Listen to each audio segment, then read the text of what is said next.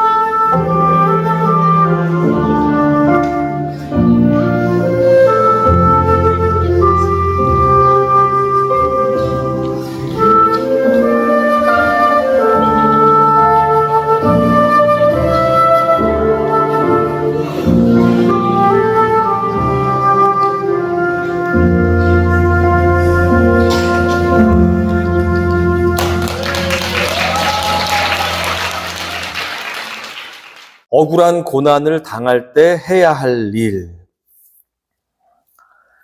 오늘은 추수감사 주일입니다. 지난 한 해를 돌아볼 때 감사했던 일이 많으셨습니까? 아니면 불평했던 일이 더 많으셨습니까? 한번 생각해 볼까요? 제가 성도님들에게 보통 감사 제목을 종이에 한번 써보세요라고 말씀을 드리면 그것을 적는 사람들마다 천차만별의 감사 제목을 적는 것을 보게 됩니다. 감사 제목들은 수준에 따라서 적어도 3단계로 분류해 볼 수 있는데 이것을 3차원 감사라고 부를 수 있겠습니다. 1차원적인 감사는 무엇입니까? 조건부 감사입니다. If 나에게 만약 무엇이 생겨야만 감사하겠다. 이런 사람들은 1차원적인 감사를 하고 있는 것입니다. 하지만 보통 이런 사람들은 대개 나에게 없는 것들에만 집중한 나머지 불평을 일삼는 습관을 가지고 있습니다.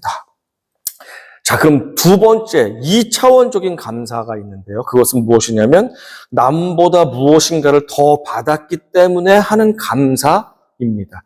Because of something, I can give thanks to God. 남들과 비교해서 내게 더 나은 무엇이 있을 때 이분들은 감사합니다. 예를 들면 암 환자들을 보면서 저에게는 건강 주신 것 감사합니다. 아프리카 빈민들을 보면서 저 나라에 태어나지 않은 것 감사합니다. 남들이 받지 못한 성적 장학금 받게 하심을 감사합니다. 이런 것입니다. 남들은 없는데 저에게 주신 것으로 감사합니다라는 것은 2차원적 감사가 되겠습니다. 물론 2차원적인 감사를 드리는 이들 중에는 남들과 비교하지 않고 오직 하나님께서 주신 작은 것 하나에도 감사하는 성숙한 사람들도 있습니다. 사랑하는 가족과 일용할 양식과 일할 수 있는 일터를 주신 것 감사합니다. 건강 주신 것 감사합니다. 오늘의 아침에 눈을 떴는데 새날 주신 것 감사합니다. 햇볕 주신 것 감사합니다.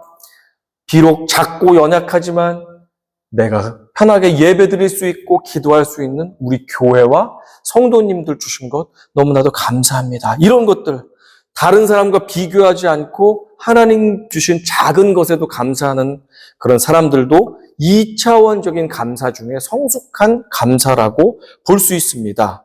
하지만 하나님께서는 우리에게 최종적으로 3차원적인 감사의 단계까지 올라가기를 원하십니다. 그럼에도 불구하고 드리는 감사가 되겠습니다.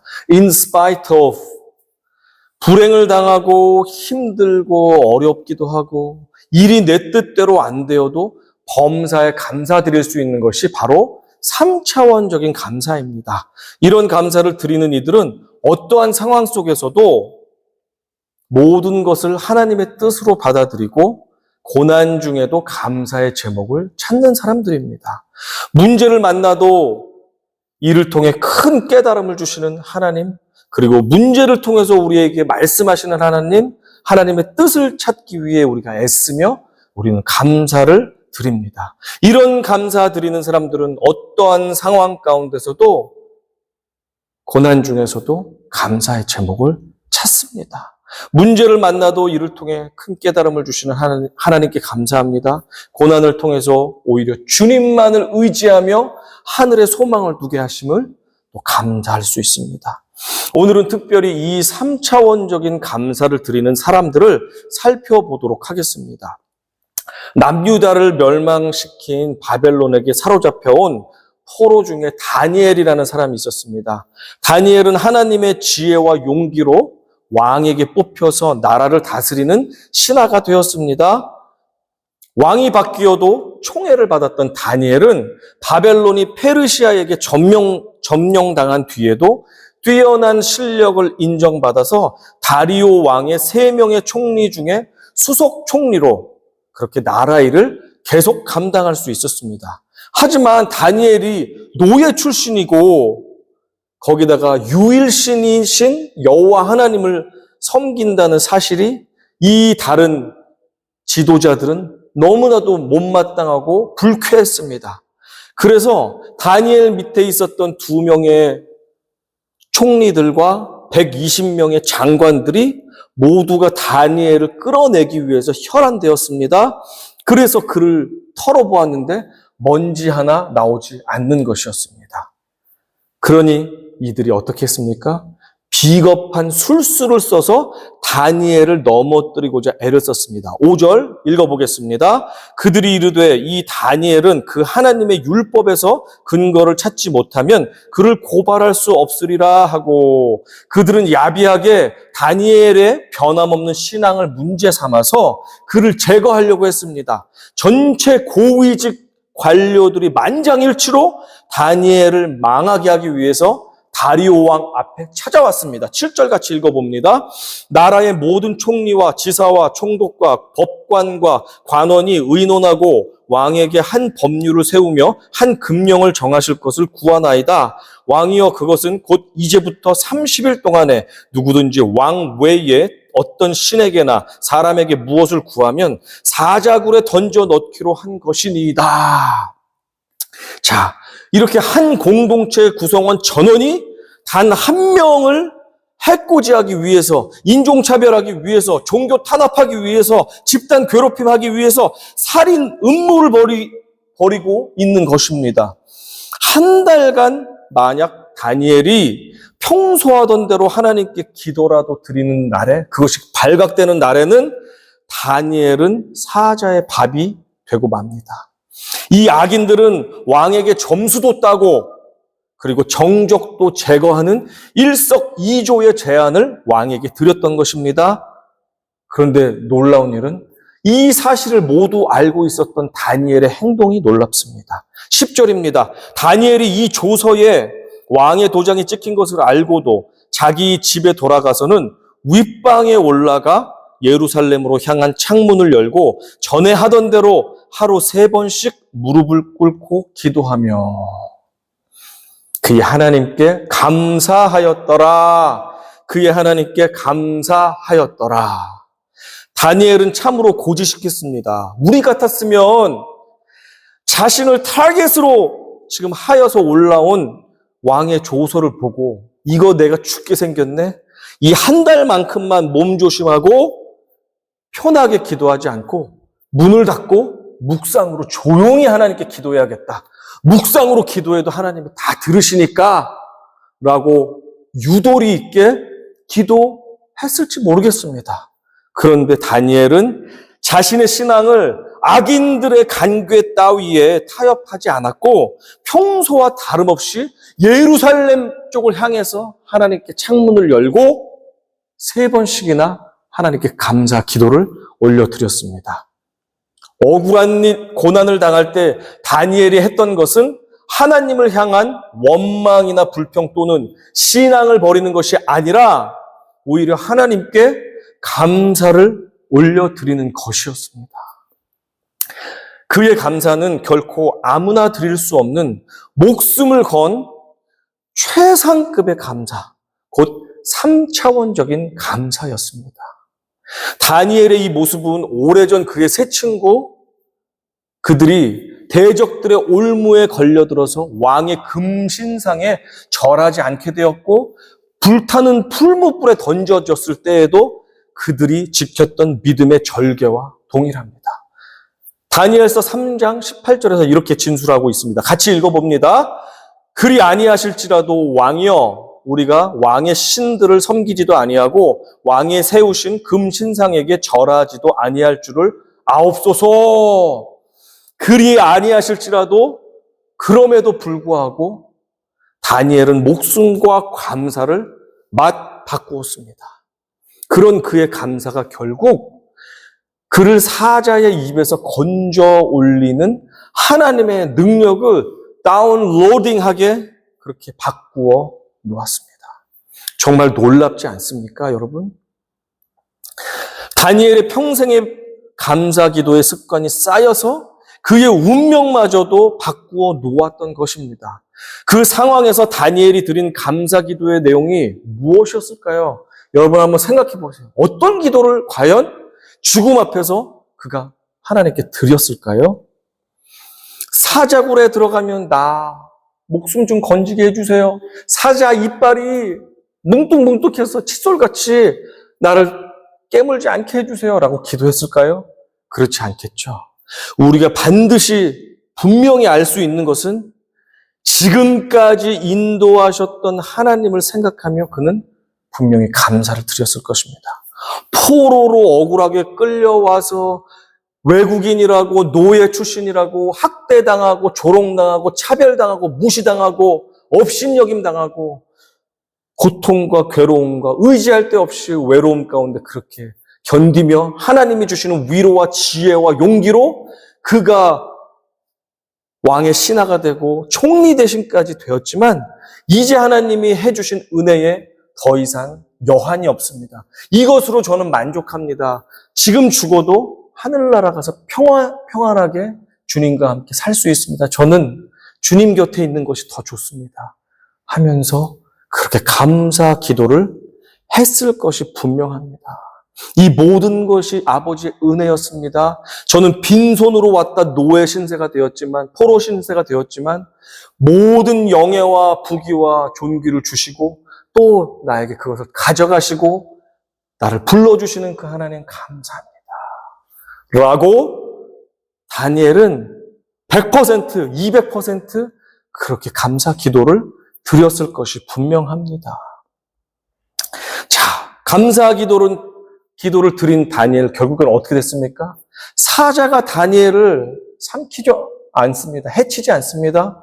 결국에는 하나님의 역사를 본 다리오 왕이 다니엘을 건져줍니다. 그리고 그를 조소하고 계략을 짜서 죽이려고 했던 고위 관료들과 그들의 가족들을 사자굴에 다 집어 던졌고 그들의 발이 사자굴에 떨어지기도 전에 사자가 그들을 뼈채 씹어 먹으며 생명을 앗아가는 일이 생기게 되었습니다. 이 모습을 본 다리오 왕이 감동감화를 했습니다. 아, 살아계신 하나님이시구나. 정말 다니엘의 하나님은 놀라우신 하나님이시구나. 위대하신 신이구나 하면서 온 나라에 조서를 내렸습니다. 그 조서의 내용이 다니엘서 6장 26절 27절에 있습니다. 제가 읽어드리겠습니다. 내가 이제 조서를 내리노라. 내 나라 관할 아래에 있는 사람들은 다 다니엘의 하나님 앞에서 떨며 두려워할지니 그는 살아계시는 하나님이시요 영원히 변하지 않으실 이시며 그의 나라는 멸망하지 아니할 것이요 그의 권세는 무궁할 것이며 그는 구원도 하시며 건져내기도 하시며 하늘에서든지 땅에서든지 이적과 기사를 행하시는 이로써 다니엘을 구원하여 사자의 입에서 벗어나게 하였음이라 하였더라. 아멘. 우리 박수 한번 영광 올려드리겠습니다. 그 하나님이 저의 하나님입니다. 그 하나님이 여러분의 하나님이십니다. 이 사실을 확실하게 믿으시고 우리가 죽음의 환난 가운데 있어도 끝까지 감사를 포기하지 않는 믿음의 성도님들 다 되시기를 축복합니다. 이 다니엘의 은혜가 여러분의 은혜가 되기 원합니다. 다니엘이 받았던 그 구원이 저와 우리 모두의 구원이 되기를 간절히 소망합니다. 아멘. 아멘 하는 분에게 이 축복이 돌아갈 것입니다. 다시 한번 아멘, 아멘, 아멘. 감사합니다. 억울한 고난을 당할 때에 우리가 해야 할 것은 다른 것이 아닌 감사라는 사실입니다. 오늘 우리가 함께 나누고 있는 이 주제는 어찌 보면 굉장히 부담스러운 주제일 수 있습니다. 인생이 마음 먹은 대로 풀리고 좋은 일이 생길 때 감사를 표현한다는 것은 그렇게 어려운 일이 아닙니다. 그럼에도 못하는 사람들도 있지만 잘 되고 성공할 때 감사할 수 있는 것은 누구나 하기 쉬운 일입니다. 하지만 일이 마음먹은 대로 되지 않고 계획과 달리 계속해서 손해가 있고 실패가 있고 사람들의 공격이 있고 아픔이 있고 건강에 손실이 있을 때 문제가 계속해서 더 커져갈 때 오해를 받고 미움을 받을 때 재정적으로 환난 가운데 들어갈 때 우리는 사실 감사하기가 참으로 어렵습니다. 감사할 여건이 모두 사라진 상황에서 감사를 한다는 것은 굉장하게 힘든 일입니다. 하지만 감사가 우리의 억울함을 결국에는 축복으로 바꾸어 준다는 사실을 우리는 잊지 말아야 합니다. 욥을 생각해 볼까요? 욥은 하나님을 경외하면서 악을 가까이 하지 않았던 아주 경건한 하나님의 사람이었습니다. 그런데 어느 날 갑자기 그의 삶 속에 까닭없는 재앙이 불어닥쳤습니다. 그 많던 재산도 10명의 자녀들도 그리고 자신에게 있었던 건강과 좋았던 평판까지도 모두 하루아침에 재앙과 함께 사라져 버렸습니다. 곁에 있던 사랑하는 아내마저도 이렇게 말했습니다. 하나님을 욕하고 저주하고 차라리 죽어버려라 라고 조롱했습니다. 그럼에도 욥은 끝까지 흔들리지 않았으며 말할 수 없는 비극 속에서도 결국에 그의 손을 들어주시는 여호와 하나님을 찬송하며 감사하며 주님의 구원을 기다렸습니다. 욥기 1장 20절부터 22절 중요한 말씀이니까 우리 한 목소리로 함께 읽어보겠습니다. 욥이 일어나 겉옷을 찢고 머리털을 밀고 땅에 엎드려 예배하며 이르되 내가 모태에서 알몸으로 나왔사온즉 또한 알몸이 그리로 돌아가올지라. 주신 이도 여호와시오 거두신 이도 여호와시오니 여호와의 이름이 찬송을 받으실지니이다 하고 이 모든 일에 욥이 범죄하지 아니하고 하나님을 향하여 원망하지 아니하니라. 아멘, 아멘, 아멘. 그렇습니다. 아멘. 욥은 인간이 원래부터 빈손으로 이 땅에 왔다가 잠시 하나님께서 주시는 저마다의 축복을 그 분량대로 누리다가 하나님이 그 복을 다 가져가시고 우리를 빈손으로 만드셔서 도로 데려가신다는 사실을 분명하게 인식하고 깨닫고 있었습니다. 그 비밀을 알고 있었습니다. 우리 모두가 사실은 다 아는 내용입니다. 하지만 그는 인격적으로 삶 전체를 통해서 그 사실을 명백하게 인정하고 인식하고 깨닫고 그것을 실제로 부여잡고 있었습니다.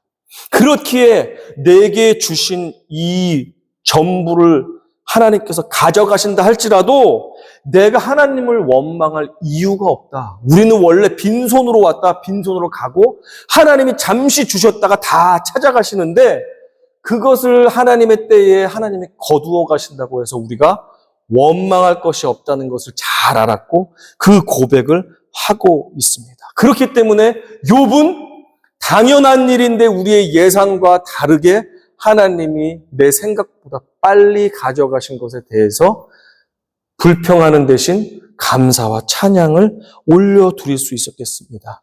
그러나 욥이 얼마나 그 감사와 찬양을 올려드릴 때까지 내적인 시름과 눈물과 아픔과 고통을 겪으면서도 감사와 찬양을 올려드렸을 것인지 우리는 충분히 이해해 볼 수가 있습니다. 감당할 수는 없지만 이해는 할 수 있습니다. 얼마나 고통 가운데서 감사와 찬양을 욥이 드렸을까.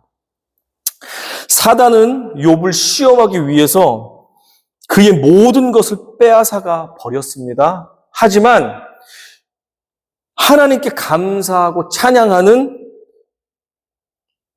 그의 태도와 반응까지는 감히 빼앗아갈 수가 없었습니다.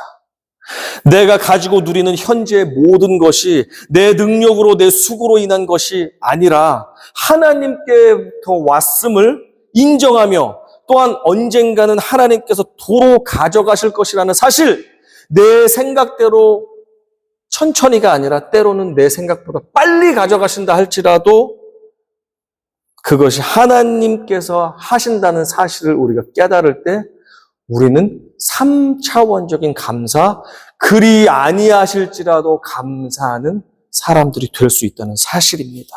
그 인생을 하나님께서는 완벽하게 책임져 주십니다. 하나님은 모든 고난을 통과한 욥의 감사를 보시고 이전에 잃어버렸던 모든 것의 2배의 축복을 그에게 회복시켜 주셨습니다. 억울한 고난을 당할 때 우리가 해야 할 일이 무엇이라고요? 그것은 원망도 아니고 하나님에게 삐지고 하나님으로부터 벗어난 것도 아니고 감사입니다. 하지만 모든 하나님의 사람들이 억울한 고난을 당한다고 해서 다니엘처럼 욥처럼 구사일생의 형통과 물질의 축복을 모두 다 받는 것만은 아닙니다. 몇 년 전에 대한민국을 울렸던 KBS 다큐멘터리 중에 교회 오빠라는 것이 있었습니다. 주인공 이관희 집사님의 이야기를 제가 잠시 여러분께 소개해 드리겠습니다. 명문대 출신으로 퀄컴 한국지사의 차장으로 근무했던 젊은 이관희 집사님과 아내 오은주 집사님은 평범하지만 진실한 그리스도인들이었습니다. 이 부부는 행복한 가정을 꾸리며 신실하게 하나님을 경외하는 그런 사랑스러운 가정이었습니다. 그런데 하루아침에 청천벽력과도 같은 소식이 찾아왔습니다. 아내가 3년 만에 딸을 낳게 되었는데, 결혼한 지 3년 만에 딸을 낳게 되었는데, 딸을 낳은 지 한 달이 채 못 돼서 산후조리도 채 못했는데, 남편이 대장암 4기 말기라는 얼마 살지도 못할 수 있다라는 선고를 받게 되었습니다. 충격을 받게 되었습니다. 그리고 이관희 집사님의 친어머니도 충격을 받게 되었습니다.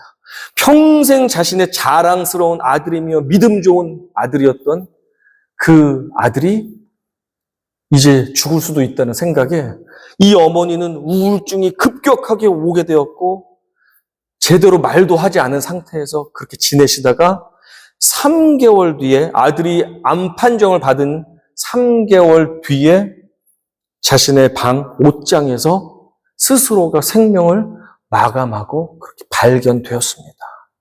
아들과 딸이 어머니 시신을 발견하게 되었을 때 이 오은주 집사님이 인터뷰를 했던 내용이 있는데 제가 소개해 드릴게요. 오은주 집사님이 이렇게 진술을 하였습니다. 암 진단을 받고도 한 번도 안 울었거든요, 남편이. 어머님이 그렇게 되니까 완전히 무너지더라고요. 그 자리에서 무너지는데도 덤덤하게 기도를 하더라고요. 그때 했던 남편의 기도를 제가 잊을 수가 없어요. 그 와중에 어머님 눈을 감겨드리고 손을 잡고 제가 암이라는 질병도 주님이 주신 축복이라고 생각하고 잘 견디고 있는데 저를 시험하지 말아달라고, 어떤 환난이 와도 제가 주님을 변함없이 사랑하겠습니다 라고 기도를 하더라고요. 원망하는 기도를 하지 않았어요. 그 와중에 남편은 하나님 감사합니다, 하나님 사랑합니다, 우리 엄마를 불쌍히 여겨주세요, 이렇게 기도하더라고요. 이렇게 인터뷰를 하였습니다. 그들의 스토리를 다룬 교회 오빠라는 다큐멘터리도 있고 영화도 나왔고 책까지도 제가 모두 접해 볼 수 있었는데요. 저는 떨리는 심정으로 이번 설교를 준비하며 다시 오은주 집사님의 간증을 들으며 주님께 심장이 떨리는 마음으로 그렇게 기도를 했습니다. 주님, 저에게는 아직도 억울한 고난을 당할 때 하나님께 감사를 드릴 만한 믿음이 너무도 부족합니다. 그때가 올 때 제 입술에 불평과 원망이 아닌 감사를 올려드릴 수 있도록 저를 떠나지 마시고 저와 함께 해주십시오 라는 간구가 떨리는 심장 가운데 저에게서도 나오게 되었습니다. 이 간구가 이 자리에 앉은 모든 성도님들에게 고백될 수 있기를, 잘 나가고 성공할 때만이 아니라 고난과 환난과 억울한 상황 가운데서도 하나님께 감사를 올려드릴 수 있는 우리 보배로운 성도님들 다 되시기를 예수님의 이름으로 저 역시 함께 여러분께 부탁드리며 함께 나아가시기를 간절히 축원합니다. 아멘. 이 부부의 암투병 스토리는 3년 동안 촬영이 되었습니다. 그래서 다큐멘터리, 영화, 책으로 이렇게 소개도 되었습니다. 아내는 기적적으로, 제가 이야기를 안 드렸죠? 이 아내는 그리고 나서 곧 혈액암 4기 판정을 받고 부부가 모두 항암 치료와 수술과 고통의 순간들을 계속해서 시간들을 보냈는데 결국에는 그 시간들이 지나면서 아내는 완치 판정을 받게 되었습니다. 정말 감사하죠? 하지만 수십 번의 항암 치료와 또 여러 번의 수술까지도 견뎠던 남편, 그 남편은 하나님의 말씀을 읽고 싶은데 모르핀 이 강력한 진통제를 맞으면 성경을 읽을 수 없기 때문에 이 마약성 진통제 치료를 거부하고 하나님 말씀 붙잡으면서 끝까지 죽기 전까지 말씀을 읽다가 그렇게 2018년 9월 16일에 고통과 슬픔이 없는 하늘나라로 올라가게 되었습니다. 남편 이관희 집사님과 아내 오은주 집사님의 그리 아니하실지라도 감사에는 끝내 우리가 기대했던 대반전의 역사는 일어나지 않았습니다. 하지만 그들의 스토리가 결코 의미가 없다거나 비극적인 스토리는 아니었습니다. 이들의 3년 동안의 암투병 스토리를 담은 영상 매체들과 책은 지극히 작은 것 하나에도 불평하며 하나님께 감사를 올려드리지 못했던 수백만의 이 땅의 그리스도인들에게 회개하고 깨닫도록 만들어 주었습니다. 그리고 우리가 셀 수 없지만 수천 수만 명의 불신자들에게까지 이 소식이 전해지면서 죽음까지도 빼앗을 수 없는 genuine Christian의 진정한 삶의 모습, 죽음의 환난 가운데서도 주님 안에서 평안을 누리는, 고통 가운데서도 평안을 누리고 천국을 소망하는 그 신앙의 모범을 보여주어서 많은 사람들을 구원으로 인도하는 선물까지도 이관희 집사님의 삶은 그렇게 쓰일 수 있었습니다. 그러니 역전의 드라마는 일어나지 않았지만 이것이 가치 없는 일이라고 누가 말할 수 있겠습니까? 이 책에 추천사를 쓰셨던 분당 우리 교회 이찬수 목사님이 이렇게 말씀하셨습니다. 너무나 사랑하셔서 하나님께서 먼저 데려가신 이관희 집사님은 하나님께서 우리에게 주신 소중한 선물입니다. 집사님은 그 짧은 인생의 여정에서 한 개인이 몇백 년을 살아도 다 이루지 못할 큰 사명을 감당하셨습니다. 우리 뜻대로 되지 않는 억울한 고난을 당할 때에 그때에도 우리는 해야 할 일이 있습니다. 그 해야 할 일은 다름 아닌 감사입니다. 호레이시오 스패포드라는 시카고의 성공한 변호사요, 사업가요, 대학의 법리학 교수며 세계적인 복음 전도자 D.L. 무디의 절친이면서 또 D.L. 무디 교회에서 회계 장로로 섬겼던 호레이시오 스패포드라는 사람이 있었습니다. 그는 굉장한 부자기도 하였는데 어느 날 4살짜리 아들이 열병으로 죽게 되었습니다. 그리고 나서 1년 뒤에 1871년에 시카고에 대화재가 일어나게 됐는데 시카고에 어마어마하게 부동산에 투자를 했다가 거의 대부분을 화재로 잃어버리고 파산 직전까지 놓이게 되었습니다. 이 화재로 시카고에서 300여 명 이상이 목숨을 잃었고 10만 명 이상이 집이 불에 타서 홈리스가 되었다고 합니다.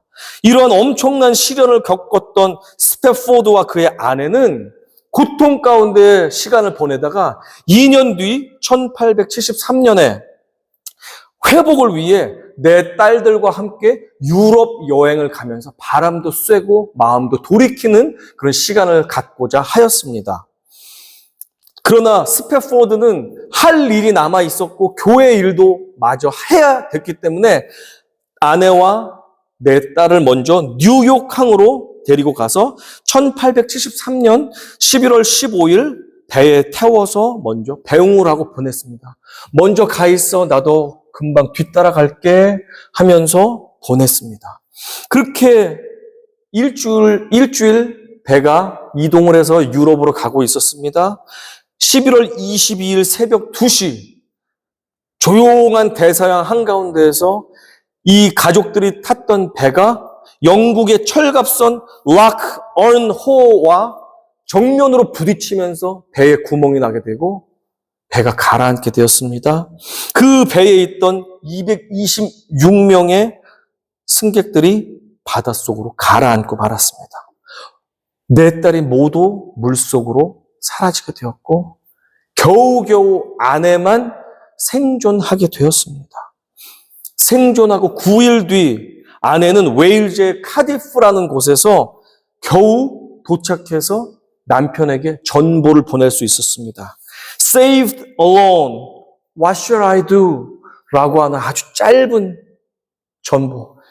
Saved alone, what shall I do? 혼자 살아남았어요. 내가 어떻게 해야 됩니까? 라고 남편에게 전보를 보냈습니다. 그 전보를 받아든 스패포드는 눈앞이 캄캄해서 걸어갈 수도 없었습니다. 부랴부랴 유럽으로 가는, 웨일즈로 가는 배를 타고 올라갔습니다. 배가 이동합니다.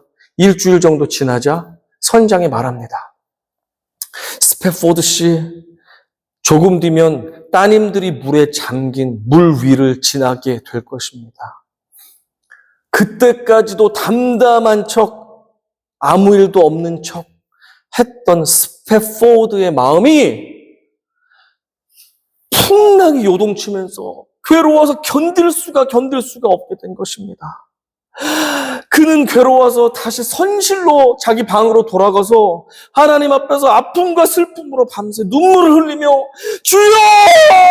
괴로워하며 그렇게 고통 가운데 울부짖었습니다. 그는 방에 틀어박혀 두문불출하며 그렇게 소리소리 지르며 눈물을 흘리며 괴로워하고 있자 사람들이 걱정하기 시작했습니다. 저러다가 하나님을 떠나면 어떻게 되지? 저러다가 어떻게 나쁜 생각을 하면 어떻게 되지? 사람들이 걱정이 되었습니다. 그런데 웬일일까요? 절망과 탄식 가운데 기도하던 스패포드에게 갑자기 놀라운 주님의 현존이 임하면서 그때까지 체험해보지 못한 하늘의 평안이 마음에 깃들었다는 것입니다. 모든 고난과 절망을 바꾸시는 주님의 강렬한 임재와 강렬한 그 함께하심 가운데 세상을 초월하는 평강을 그가 누리기 시작하였습니다. 그러고는 아침이 되자 스패포드는 주님이 주신 영감으로 시를 써 내려갔으며 그 시에 곡을 붙인 것이 우리의 찬송가 413장, 구찬송가로 470장, 내 평생에 가는 길, It is well with my soul. 이 찬양이 되겠습니다. 우리 한번 어떤 찬양인지 같이 불러보겠습니다.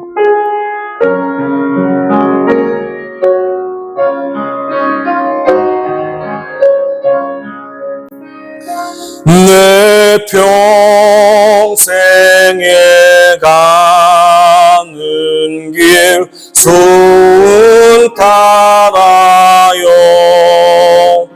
늘 잔잔한 강 같은지 큰 풍파로 무섭고 어렵든지 나의 영혼은 늘 평안하다. 저마 귀는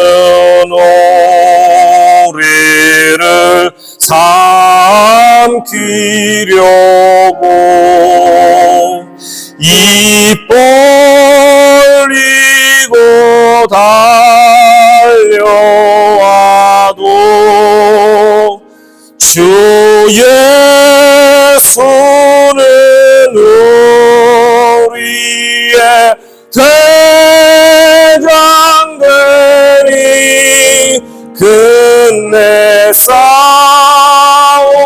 소이 기리라 내 지은 죄 종빛 같더라도 주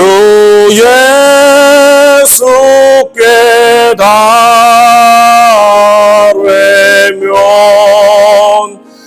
그 십자가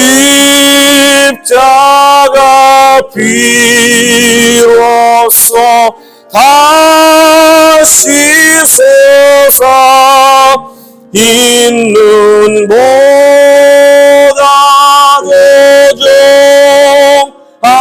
도정하리라 저 공중의 구름이 일어나며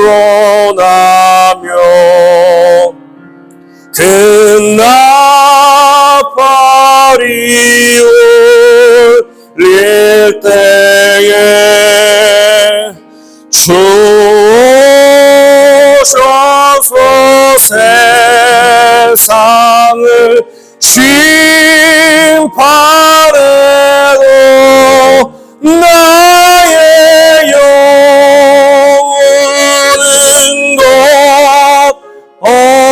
없으리 내 영혼 평안해 내 영혼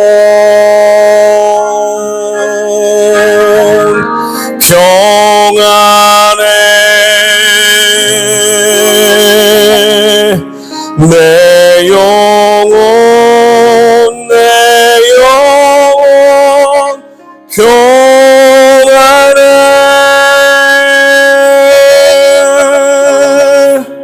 It is well with my soul.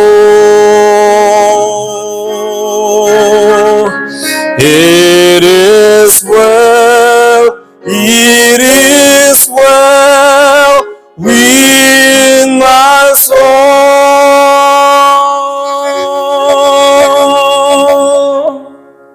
아멘, 아멘, 아멘.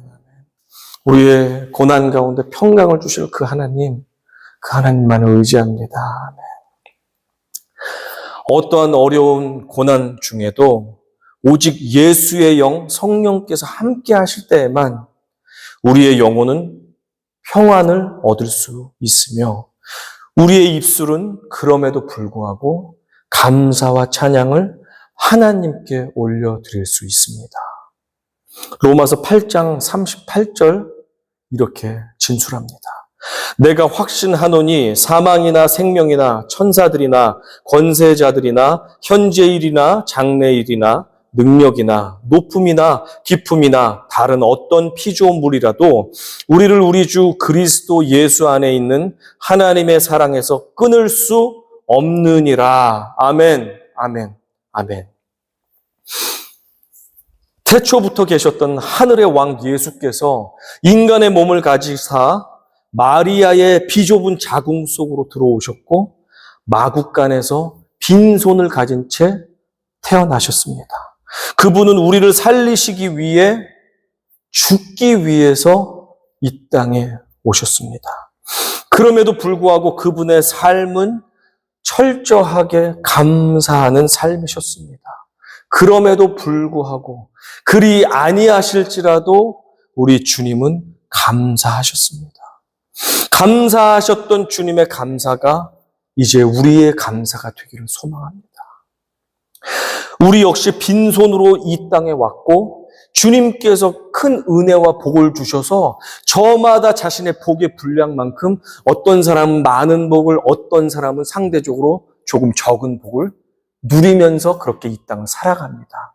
하지만 하나님의 때가 됐을 때 우리의 타임 플랜이 아니라 하나님의 타임 플랜에 하나님께서는 우리의 주셨던 누렸던 모든 것들을 가져가시고 우리를 부르십니다. 이 사실에는 어떠한 인간도 예외가 없고 변함이 없습니다. 모두 우리들은 알고 있습니다. 하지만 이 사실이 내 일이 된다는 것에 대해서는 그렇게 실감하지 않고 남의 일처럼 살다가 결국에 그런 일이 실제로 내 삶에 찾아오면 하나님을 원망하고 불평할 때가 너무너무너무 많습니다. 그러나 이미 우리의 삶은 그렇게 계획이 되어 있습니다. 하나님은 우리에게 주셨던 것 다 가져가실 것입니다. 빈손으로 우리는 돌아왔던 곳으로 반드시 돌아갈 것입니다. 그때는 아버지 하나님밖에 알지 못합니다. 그러나 우리는 우리 생각대로, 우리 생각처럼 오랫동안 그 불을, 우리 가졌던 모든 것들을, 사랑하는 사람들을 오랫동안 내가 갖고 싶은 만큼 갖지 못했다고 하나님을 원망하고 때로는 떠나고 저주하고 그렇게 불평하며 살아가는 때가 얼마나 많은지 모릅니다. 우리는 많은 것을 받았습니다. 주님께로부터 오지 않은 것이 없음에도 불구하고 그동안 작은 불편에 조금 부족한 것에 남들은 가졌는데 나는 갖지 못한 것에 대해서 그렇게 원망하고 하나님께 감사하지 못한 삶을 살았다면 우리는 이 시간 다시 한번 생각해 봐야 할 줄 압니다. 그리고 우리에게 주신 그 복에 대해서도 인색하여 아주 소극적으로 지나치게 작은 부분만 주님께 감사하며 살지는 않았던 것은 아닌지 우리가 돌아보기를 원합니다. 우리 주님께서 저와 여러분에게 원하시는 것은 3차원적인 감사입니다. 그럼에도 불구하고 감사하기를 원하십니다. 모든 상황이 좋을 때뿐만 아니라 상황이 너무 나쁘고 억울한 고난의 파도가 내 인생을 쳐서 깨뜨린다 할지라도 그때에도 우리가 주님께 감사하기를 우리 주님은 원하고 계십니다.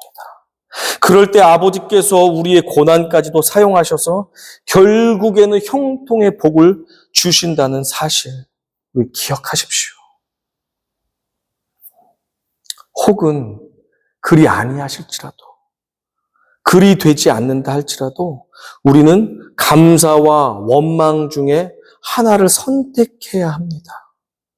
여러분은 욥의 아내처럼 하나님을 저주하고 나가 죽는 불평과 원망과 저주를 선택하시겠습니까? 아니면 다니엘처럼 욥처럼 이관희 집사님처럼 스패포드처럼 그럼에도 불구하고 감사를 선택하시겠습니까? 여러분의 선택입니다. 부디 감사를 선택합시다. 우리 삶의 주관자께 내 삶의 기쁨과 아픔 전부를 맡겨 올려드립시다.